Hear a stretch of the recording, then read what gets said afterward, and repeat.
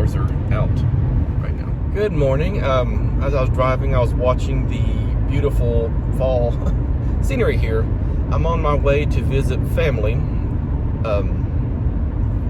today for the day. Going to their church. There's pastor appreciation there at the church, and afterwards they're saying they're having hot dogs and hamburgers and stuff outside, but it's pretty wet out. So maybe between now and then it'll dry up. I'm not for sure, but they can always move it inside, I guess. Here's a part of this interstate that always gets clogged up because people aren't the best of drivers. They change lanes every 2 seconds, and I think one lane is faster than the other when it's not. So, anyway. I still have my glasses on because I the other day, which day was that? Oh, it was just yesterday. Wow, it was just yesterday. Yesterday morning, I woke up and was getting ready to take a shower and all that, and my contact, I accidentally rubbed my eye wrong with something, a towel, and it caused my contact to go up in my eye.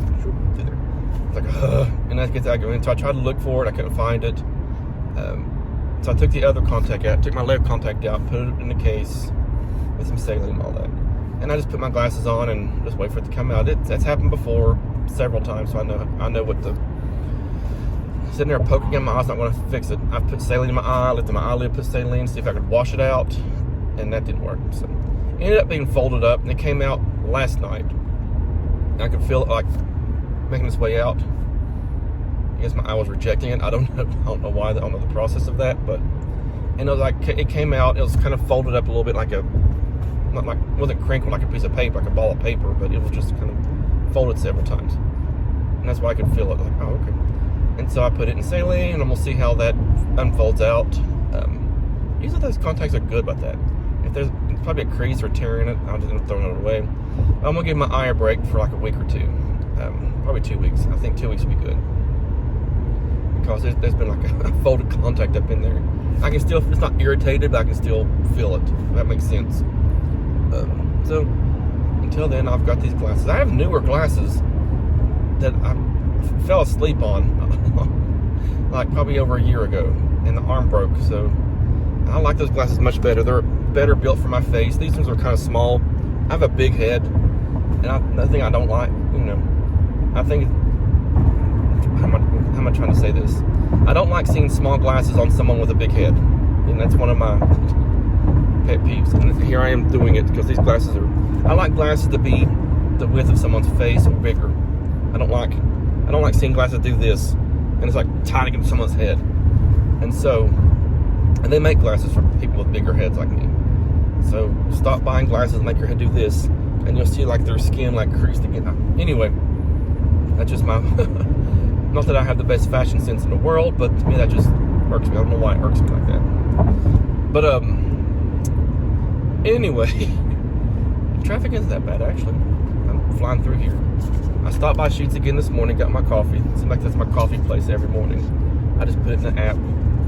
I get an Americano here. I get a double shot of espresso in my coffee with. I alternate between sugar-free vanilla and sugar-free caramel. And so those are and sometimes I'll put both because you can add an extra shot there if you want it, of one of those two flavors, or any of the flavors really. Those are the only two sugar-free that's there. Not that I'm diabetic, but I try to reduce the number of the amount of sugar that I have, or any kind of carb here and there as I can, so I can enjoy it in other places. So how was everyone's Halloween weekend? My Halloween weekend went well. I had trick-or-treaters. I ended up using almost all the candy that I had purchased. Originally, I had all this candy in that big basket, and I had like a big bag of like 720 pieces of Tootsie Rolls. And that bag of Tootsie Rolls was going to be my backup. But once I saw my basket of candy, which I'd spent like $150 on, once I saw it almost gone, I was right, I might as well just pour those Tootsie Rolls in there and space this out. Ended up doing that. I felt bad because I wasn't giving as much candy as I'd like to give to the children. And I always feel bad when I hear the first stop and hear on the bottom of their bucket, and they see like just a few pieces of candy there. And so it's that's always embarrassing. But they don't know who I am, and I don't know them. So it's my first time in that neighborhood. I don't know where they're from. I don't get out and socialize in the neighborhood that often. I really don't have time to. And I don't have children. And people who are my age in my neighborhood either have a family and children, or are married, or something like that. So I don't get out and socialize. Or they're like much younger than I am, or they're much older than I am. And we all have different lives. So none of my neighbors around me, like directly around me, none of them gave out candy. So I guess they opt out of it. They opt out of giving candy for Halloween, which is their right, to each their own. But I was surprised because I'm used to being in a neighborhood where everyone did,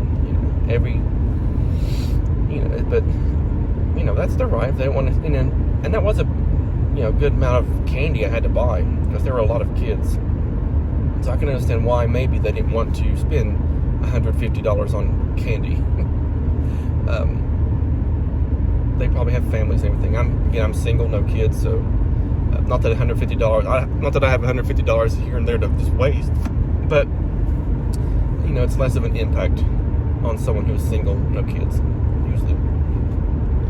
But I've not ventured around my neighborhood. I've been, to the road to my home, and I've been to there's like a loop that goes around to back to the road.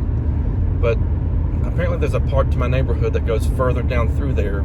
It's actually a community pool from what I hear. And so I'm tempted, like when I get back from church today, visiting family, to just take a drive through that side of the neighborhood to see what's all over there. But I can see all kinds of kids walking that way. There's a few families who walked by my house because it was rather dark. Because the other house, once it got fully night, there were some houses around mine. Like I said, they were not giving candy out. So like either one or two houses in either direction of myself in the neighborhood, this side, that side. None of the ones in front of me did. Well, there's one at the very corner there, the very corner of our street. I saw them, people stopping there and getting candy. But I guess people just walked by my house and didn't realize I was sitting there, which is fine. If you're walking, like you pass 2-3 houses, you just keep walking and not paying attention.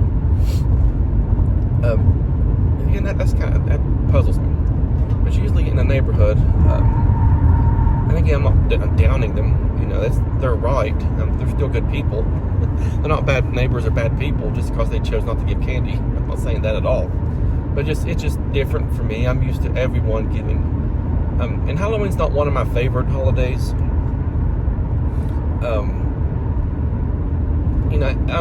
I enjoy when I was a child, I enjoyed the dressing up part. I enjoyed dressing up. My mom would take my older brother and I. She would take us, if there was a certain route, she'd take around the neighborhoods and all that. We would walk. We weren't those families who got in their car and drove to multiple neighborhoods to see how much candy you could get. Now that I will judge. That I will judge. But you see some families who will drive to every neighborhood in the whole town just because that gives them like a whole bunch of candy. But whatever. Anyway, maybe I shouldn't judge that.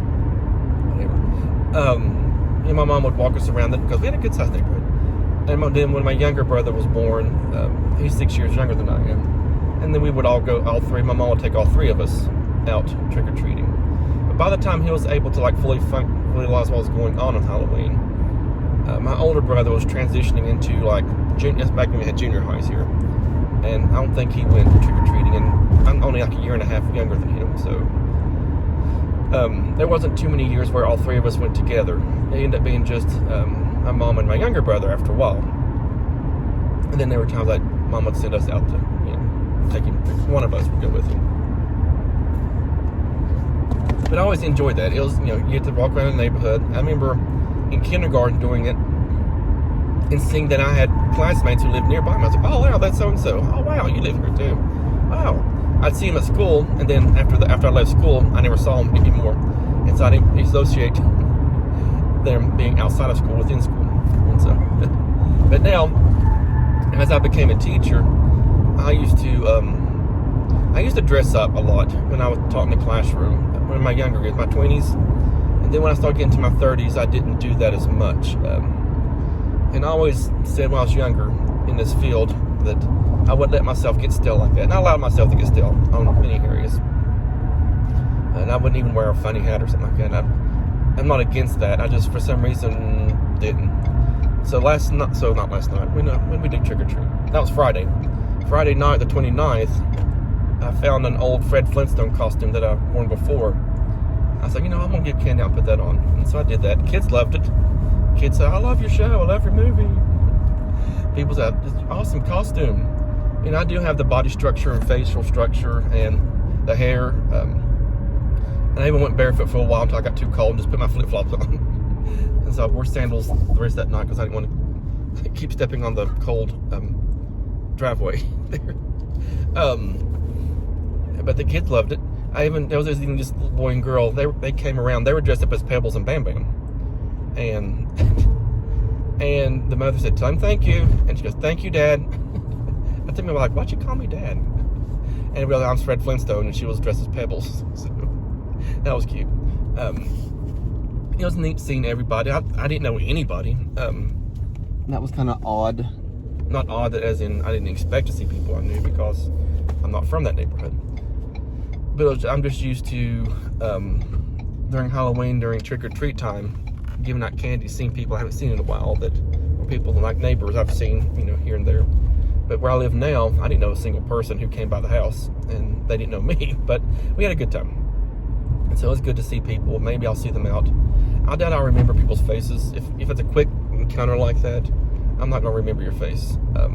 Not that I don't want to, or not that I think little, I just don't do that. It's hard for me to do that. And if I see you a couple times, then yeah, I'm going to, and plus it was just a quick, like, not even a minute, they brought their kids up, trick or treat, gave them candy, and had, laughs, and then moved on to the next house, which is what you do in trick or treat. But I had an Engoo student about a couple weeks ago. He's lived here.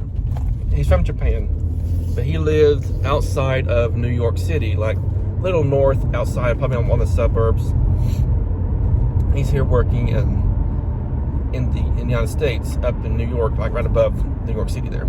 And so he talks about taking a train or a train. He takes a train to the city to work. But his family moved over here with him either late spring or early summer or midsummer, this calendar year at some point. And so instead of doing the article, we just started talking about, he just talked about, not really stressed, but he was just confused what he needs to do with his family because they know Halloween over there and what's it all about, but they've never been through an actual trick-or-treat, an actual Halloween here in the United States. And so we spent that 25 minutes going over what what we do. For example, he wanted to know what happens on trick-or-treat now. And so he didn't realize, and a lot of people wouldn't, that people don't realize if you're not from here, that many places don't hold their trick-or-treat night on Halloween night. And so that was eye-opening for him. I said, yeah, so you need to either check your local newspaper, your local news, even ask a coworker or two, or a neighbor that when is trick-or-treat night going to be on the 31st, or usually that Friday or Saturday before, because this year's on a Sunday, and a lot of places won't do trick-or-treat on a Sunday night. Sometimes for religious reasons. Sometimes it's a school night. They try to do it on Friday night so they don't have to go to bed early. And so, okay, that makes sense. Yeah, I was like, I don't want people showing up at your house trick-or-treat on a night that's not Halloween and leave you surprised. And plus, I don't want your children missing it. And so he talked about what kind of costumes. And I said, he thought that you had to dress something scary. I said, no, you don't have to. You can be anything in the world you want. That's up to your imagination, your creativity, and your preferences, whatever. You can be a bumblebee, you could be a vampire, you could be a werewolf, or your daughter can be Little Mermaid. It's anything in the world. That was kind of relieving for him. He thought he had to find scary costumes. I guess he didn't want. I don't like dressing for scary costume either, but he didn't want to do that for his children, dressing up as monsters and stuff. So I said, your son, if he's into Marvel, he could be Captain America if he wants to.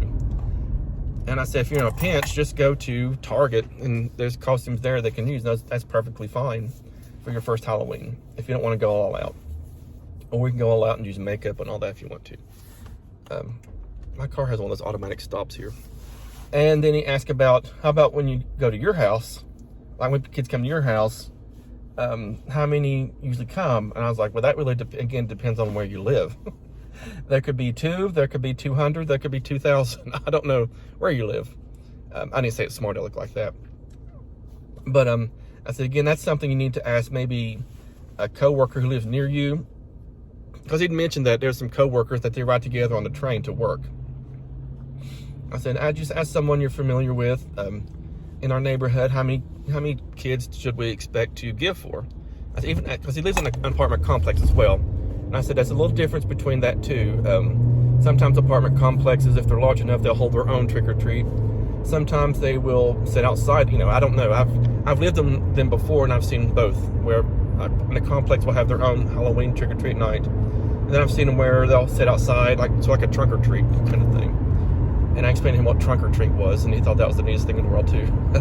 But and so I said, ask your neighbor, ask to see a neighbor that you've seen and spoken with already, or ask them, how does this community hold their trick or treat? There's a lot of kids, how many they buy for them? And then he asked, so once I get a number, should I just have my wife decide what to bake, and then I go get the ingredients? I said, no. I said, whoa, you're overdoing it here. And I said, actually, but I said, no, just get the number, and then just go to Walmart or Target, and they sell already pre-mixed bags of candy. That's all you need to do. Don't bake cookies, don't bake muffins. I said, actually, a lot of parents, if they don't know you, they would prefer pre-packaged treats, not fresh baked goods. And I said, you can do that if your child is going to have a party at their school. Just make sure you get the requirements first, because some schools don't want homemade goods. They want pre-packaged because of different allergies and things like that. And plus, you don't want to bring, you don't know what people's kitchens are like. So yeah. And so, yeah, for that, just go to Walmart, Target. If there's a Costco or Sam's, they sell big bags of pre-mixed candy. Just find out how many you need, and right there, it's already done for you. As the Halloween's already set up, you just go to these stores, you just buy what you need. Then he asked for, then he didn't know there was an age. I said, well, there's no age requirement. You can be any age, really, go trick-or-treating. He was concerned about, 18-year-old boys or 25-year-old men going around asking for candy, and how creepy that would be. And I said, well, usually children know when they're old enough.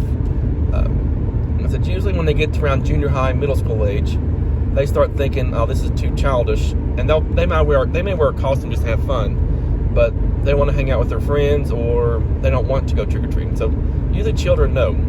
And usually if someone's an adult, they're not going around by themselves trick-or-treating like that, because that's really not really, there's no rule against it, but you won't hardly see that. And if there's an older adult, usually there's someone with them, because maybe they have some type of exceptionality, a special need, and they still get to enjoy their time like that.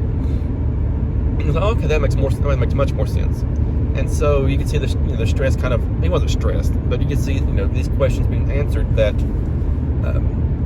that 25 minutes we had together, he was able to ask any question he wanted. I was going to give him the answers. If I didn't know the answers, I'd tell him where to get them. Like, how many kids are in his neighborhood? I don't know that. So that was, a fun thing, a fun little activity for Engoo. That's one of the good things about Engoo. You can do whatever you want like that. I just wish the pay was a little more, and I wish their rating system was better.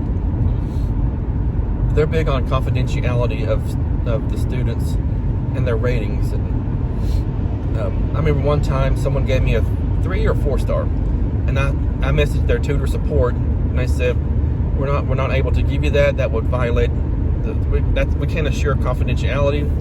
And to me, if you're going to be confidential, giving a rating like that, I don't care. How am I going to improve? How am I going to know what you didn't like? And so I just brushed it to the side, and I told the students, like, well, I'm being kind of rude. I was probably kind of rude to them. I was like, well, I can't improve, I guess, since you all won't tell me who the person was, so I can see what I did wrong.